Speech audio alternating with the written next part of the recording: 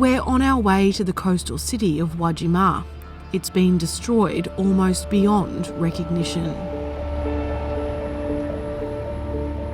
It's hard to believe, but this was the site of Wajima's famous morning market. The earthquake on New Year's Day triggered a fire which engulfed the entire block. At the market, we come across a family laying flowers.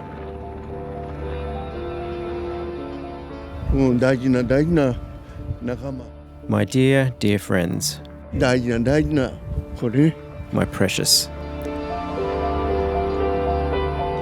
Yoshiyuki Matsutani's business and the building he owned burnt down too. All the souvenirs have been burnt. All that's left is the walls. This is the famous Market Street with 1,000 years of history. I think it's going to take another 3 to 5 years to restore this. First of all, we need water and electricity back in this town for now.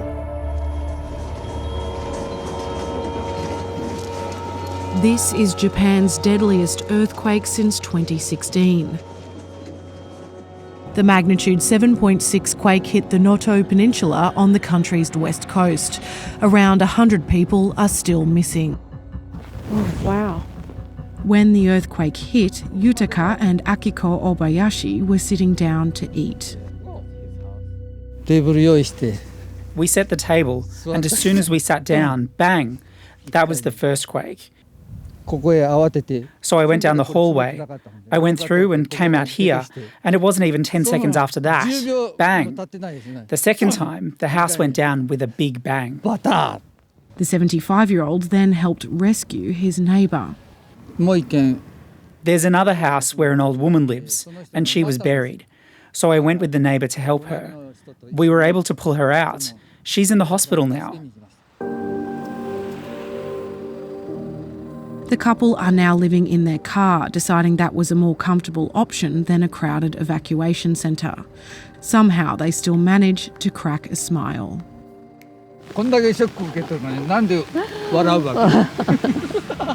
We don't know why we laugh when we're so shocked. Normally, people would just stay quiet in this situation. It makes me cry when people are nice to me. The self-defence force, the firefighters, they wave to us like this. That brings tears to our eyes. My neighbours had similar damage to us, but they brought us warm rice balls. That means a lot to me. Anyway, we have to laugh. The army and rescue trucks driving by and the sound of sirens from emergency vehicles cut through the city's eerie silence.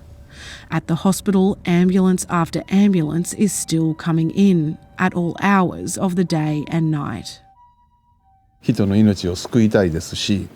We want to save lives. We want people to get well, but we don't have the human resources to do that. All the nurses and doctors here are also victims of the disaster. Evacuation centres are overwhelmed, housing around 30,000 people across the region, and medical staff fear infectious diseases will spread. In this situation, hospitals don't have that extra capacity. There are so many patients. I've been to evacuation centres where there are 600 people or 800 people in one gymnasium, all crammed together.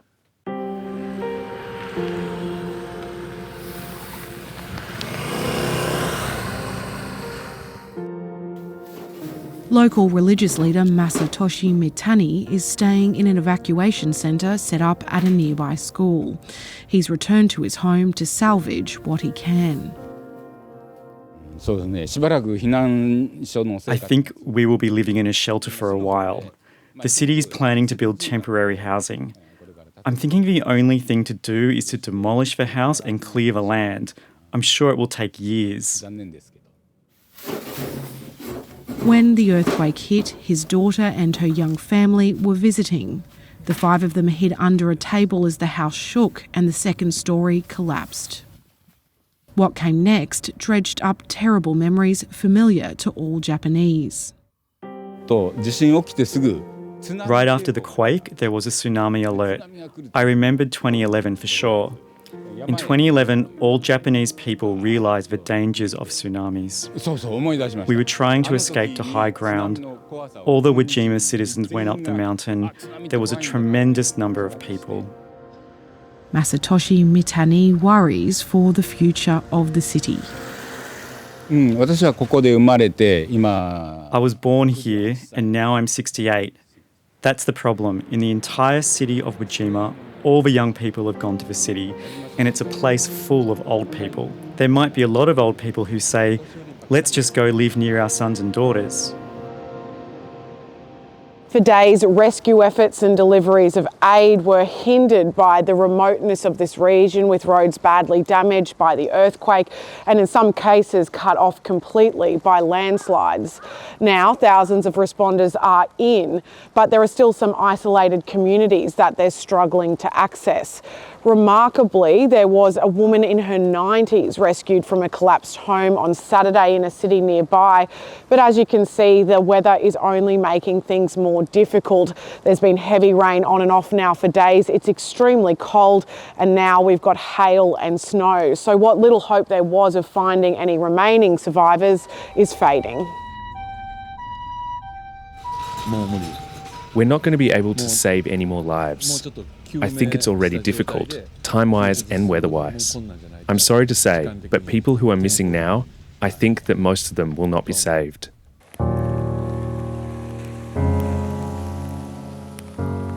But some refuse to be deterred. Volunteer Usa has come from near Tokyo to try and rescue people's pets. We have rescued these 2 animals for now, but there are others that are missing, cats and dogs. We're searching for them. She pulled off a brave mission to get this dog, Mumu, out. His 80-year-old owner had already been evacuated, and the dog was the only one left behind. I got a call to go and help. I went over there, and the house was already totally destroyed. Along with cat Hyuga, who survived despite having cancer. I think in Japan, there is a line that is drawn between people and animals. But in my mind, people and animals are all the same. I want to save the lives that I can save.